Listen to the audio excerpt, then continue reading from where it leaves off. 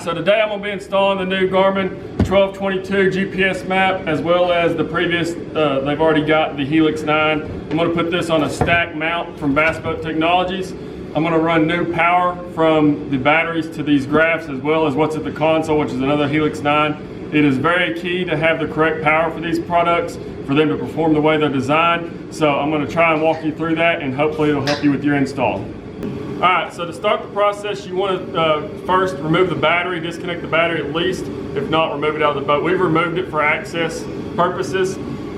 And to break down kind of the way the wiring is going to go, I'll show you here. This boat is equipped with an on-off battery switch. And so to maintain or keep that capability, I'm going to first run my power wire from the output side of this battery. This runs to your battery, this goes to the boat. So I'm going to connect an 8-gauge wire from the shutoff to a new circuit breaker. This circuit breaker will protect the graphs as anything happens. It will trip at the last second. Fuse should go first, but if that doesn't work, then it's going to be your circuit breaker. So from the circuit breaker, we'll run a wire up to the console where this relay will be installed, and this will allow 8-gauge wire in and 8-gauge wire out, as well as when you hit the power on your boat, it will power the relay, transmitting the power to the new fuse box. Because this boat does not have a current fuse box in it, I will install this, and then this will put the power out to the graphs. Alright, so now that I've kind of explained what we're going to be doing for the power, first we've pulled a positive and negative copper tin marine wire. This is 8-gauge. That's what's recommended by Garmin to be ran to their box from this far of a distance. So I will connect the positive to the shutoff, and we will run up to the front and we'll connect the positive and get it connected to the relay. Alright, so I've added a little jumper off of this switch because this is the power from the battery. Turn the switch on, it puts power at this side, and this is going to go over to our circuit breaker.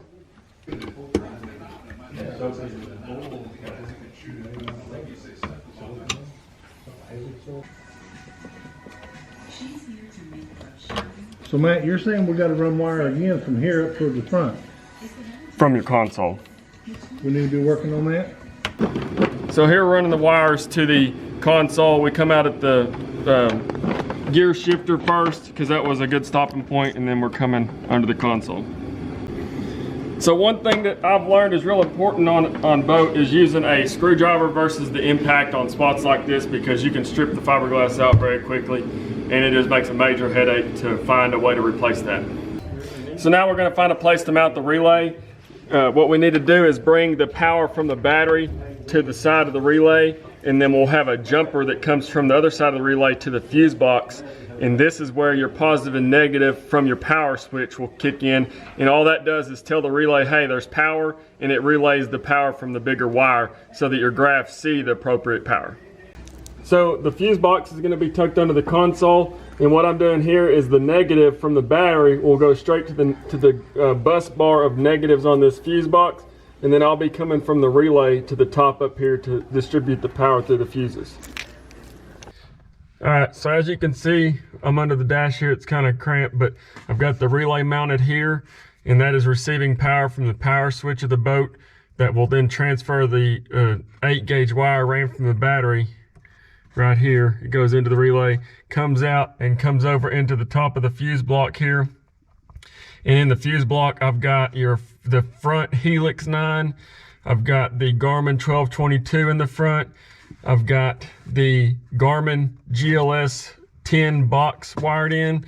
And then I've got the Helix 9 that is coming out of the console, coming to the same fuse block. I've got the appropriate fuses in there, and all your grounds run down here on the bus bar. And that will assure that you get all the correct power to all these graphs.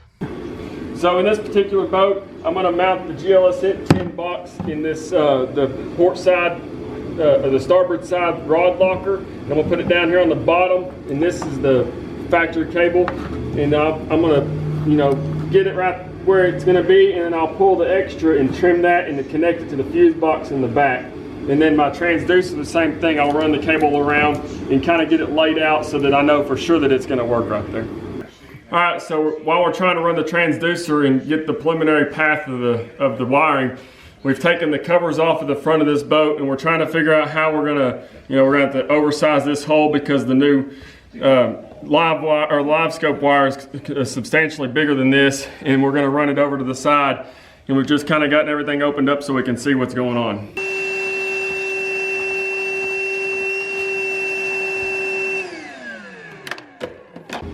All right, so now I've got the GLS 10 box mounted at the console and all the wires connected. One note that I will make is that this little ground wire, a lot of people do not connect that, or they simply just jump it over to their power wire, and I recommend you run that back to the ground source.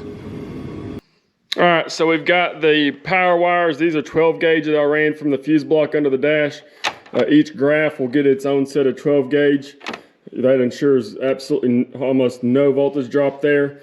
I've got the transducer for the live scope. I have it coming out right here because in this instance we are going to mount it on a pole out here. And that way the wire comes out right here by this mount, and it doesn't have to run through the graph.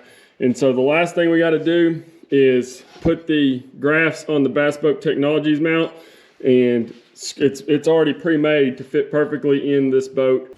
All right, so now I've got this Bass Boat Technologies bracket mounted. I used the hardware that come with the kit. I did have to drill the holes out just a little bit bigger because these screws are more heavy duty than what comes standard on the boat.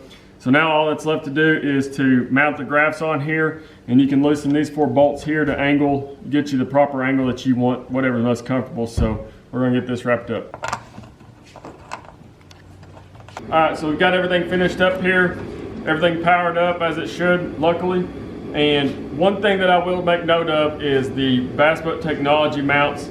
They're super sleek. You order them with what graph you're going to have. So this has the Helix 9 on top, and then your Garmin 1222 on the bottom. It comes with the hardware for it and everything. Simply bolts right up, and it looks really good. So hopefully this video helps you install the Panoptix.